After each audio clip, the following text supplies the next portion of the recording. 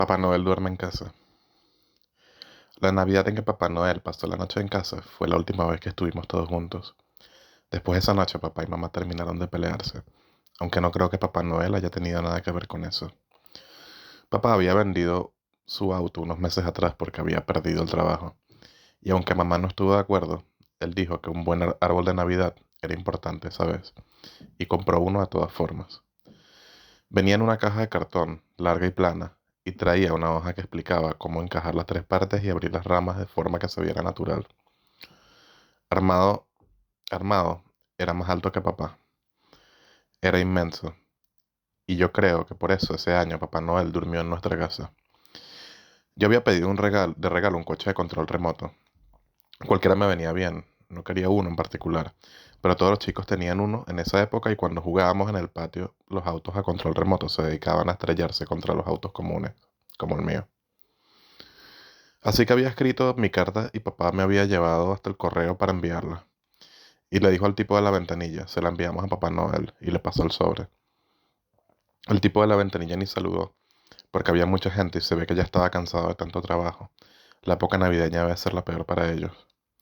Tomó la carta, la miró y dijo, falta el código postal. Pero es para Papá Noel, dijo papá, y le sonrió y le guiñó un ojo. Se ve que para hacerse amigo. Y el tipo dijo, sin código postal no sale. Usted sabe que la dirección de Papá Noel no tiene código postal, dijo papá. Sin código postal no sale, dijo el tipo, y llamó al siguiente. Entonces papá trepó el mostrador, agarró al tipo del cuello de la camisa y la carta salió. Por eso yo estaba preocupado ese día, porque no sabía si la carta había llegado o no a Papá Noel. Además no podíamos contar con mamá desde hacía casi 2 meses, y eso también me preocupaba, porque la que siempre estaba en todo era mamá, y las cosas salían bien entonces.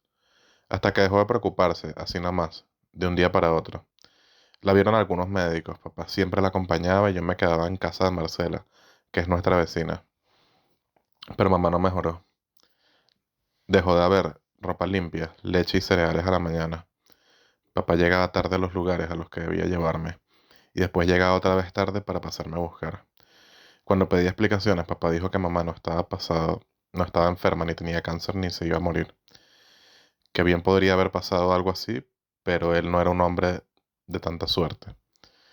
Marcela me explicó que mamá simplemente había dejado de creer en las cosas, que eso era estar deprimido, y te quitaba las ganas de todo, y tardaba en irse. Mamá no iba más a trabajar, ni se juntaba con amigas, ni hablaba por teléfono con la abuela. Se sentaba con su bata frente al televisor y hacía zapping toda la mañana, toda la tarde y toda la noche. Yo era el encargado de darle de comer.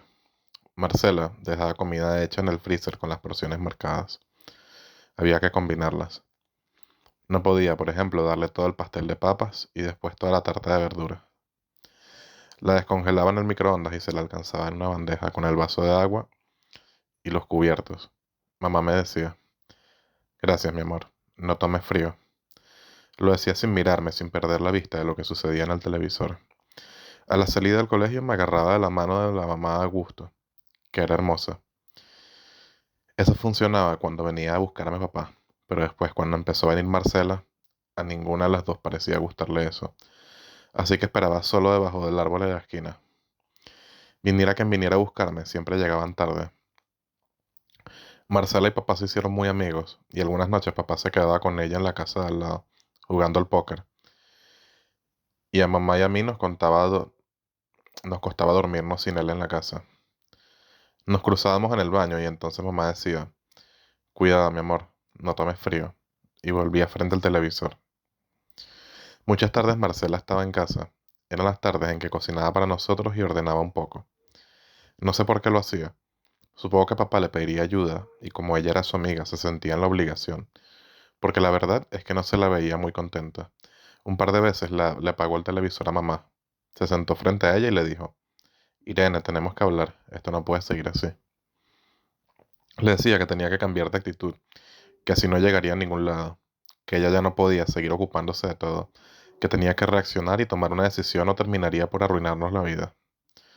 Pero mamá nunca contestaba, y al final Marcela terminaba yéndose con un portazo, y esa noche papá pedía pizza, porque no había nada para cenar, y a mí la pizza me encanta. Yo le había dicho a Augusto que mamá había dejado de creer en las cosas, y que entonces estaba deprimida, y él quiso venir y él quiso venir a ver cómo era. Hicimos algo muy feo que a veces me da vergüenza. Saltamos frente a ella un rato, mamá apenas nos esquivaba con la cabeza. Después le hicimos un sombrero con papel de diario. Se lo probamos de distintas maneras y se lo dejamos puesto toda la tarde, pero ella ni se movió. Le quité el sombrero antes de que llegue papá. Estaba seguro que mamá no iba a decirle nada, pero me sentía mal de todos modos. Después llegó la Navidad. Marcela hizo su pollo al horno con verduras horribles, pero como era una noche especial, me preparó además papas fritas. Papá le pidió a mamá que dejara el sillón y cenara con nosotros. La movió cuidadosamente hasta la mesa. Marcela la había preparado con un mantel rojo, velas verdes y los platos que usamos para las visitas. La sentó en una de las cabeceras y se alejó unos pasos hacia atrás, sin dejar de mirarla.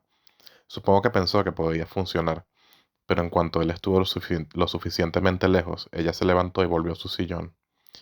Así que mudamos las cosas a la mesa ratonera del living y comimos ahí con ella. La tele estaba prendida, por supuesto, y el noticiero mostraba una nota sobre un sitio de gente pobre que había recibido un montón de regalos y comida de gente de más plata, y entonces ahora estaban muy contentos. Yo estaba nervioso y miraba todo el tiempo el árbol de Navidad porque ya iban a ser las 12 y quería mi auto. Entonces mamá señaló el televisor. Fue como ver moverse un mueble. Papá y Marcela se miraron. En la tele Papá Noel estaba sentado en el living de una casa, con una mano abrazada a un chico sentado sobre sus piernas y con la otra a una mujer parecida a la mamá de Augusto. Y entonces la mujer se inclinaba y besaba a Papá Noel, y Papá Noel te miraba y decía, y cuando vuelvo del trabajo solo quiero estar con mi familia. Y un logo de café aparecía en la pantalla. Mamá se puso a llorar. Marcela me tomó de la mano y me dijo que subiera al cuarto, pero yo me negué. Volvió a decírmelo, esta vez con el tono impaciente con el que le habla a mamá. Pero nada iba a alejarme esa noche del árbol. Papá quiso apagar el televisor, pero mamá empezó a luchar con él como una nena. Sonó el timbre y yo dije, es Papá Noel.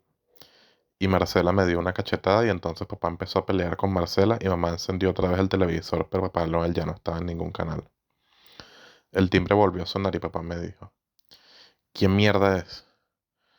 Pensé que ojalá no fuese el del correo, porque volverían a pelear, no, porque volverían a pelear porque papá ya estaba de mal humor. El timbre sonó otra vez muchas veces seguidas, y entonces papá se cansó, fue hasta la puerta y cuando abrió vio que era Papá Noel.